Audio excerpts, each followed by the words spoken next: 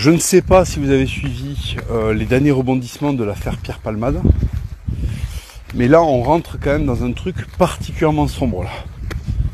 Là c'est quand même... Alors je peux rien dire sur Instagram, hein, comme d'hab, parce qu'en fait, dès qu'on parle d'autre chose que de futilité rigolote, et qu'on tape dans les sujets un peu... Voilà, c'est compliqué, les stories elles sautent. Allez vous renseigner là sur Google.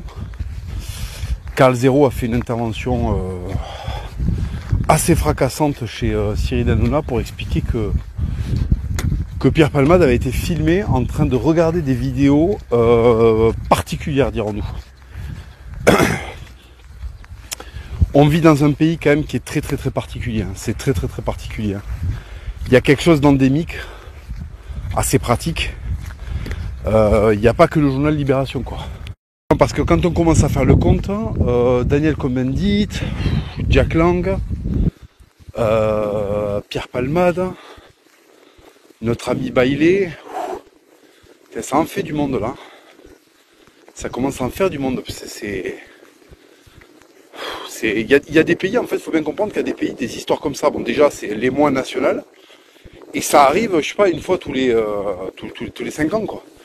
Nous, dès qu'il y a un mec qui chute, paf, on apprend que c'est un gigantesque, je peux pas dire le mot. Bon, est-ce qu'il n'y a pas un problème là? Non, parce que l'argument des mecs qui m'aiment pas là, de gauche, c'est oui, Papacito, rétrograde, le Moyen-Âge. Mais est-ce que flambusquer de 3 gonzes là, pour faire un exemple, là, ça ferait pas du bien quand même? Vous allez les attraper là, faire des procès télévisés, flamme de 30 mètres. Voilà, que ça éclaire un peu là.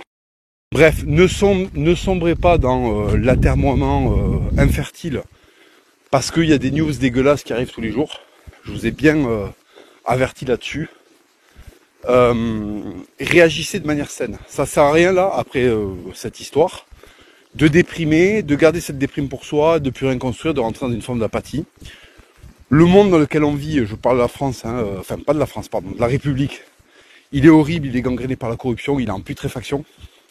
Ça doit au contraire vous pousser à aller vers le beau, le juste, à serrer les coudes avec les gens qui sont des gens fréquentables et qui ont des belles valeurs. Et en fait, ces histoires-là, elles doivent vous servir de pratiquement d'épouvantail pour rediriger vos énergies, vos œuvres et vos fréquentations vers des choses beaucoup plus saines. Voilà. Eux, pendant qu'ils sont en train de pourrir et d'étendre le mal sur le monde, raffermissez le bien en vous et autour de vous. Faites très attention à vos enfants, faites-les grandir dans un milieu sain. Ne prêtez pas attention à la propagande qui vous dit que toutes les personnes se valent et que un tel n'est pas plus dangereux pour un autre qu'un tel autre. C'est faux. Il y a des récurrences, il faut faire attention. Élevez vos enfants à l'abri, fréquentez des gens solides. Arrêtez d'être tout seul dans vos coins. Rentrez dans les réseaux catholiques. Vous serez avec des gens bien qui prendront soin de vous et vous pourrez prendre soin d'eux. C'est comme ça que marchent les communautés humaines saines et efficaces. Voilà, faites attention à vous, fuyez les endroits où il y a ce genre de choses qui se produisent. Revenez à un mode de vie sain, apprenez à vous défendre, équipez-vous, priez, restez près de Dieu et Dieu restera près de vous. Bon carême.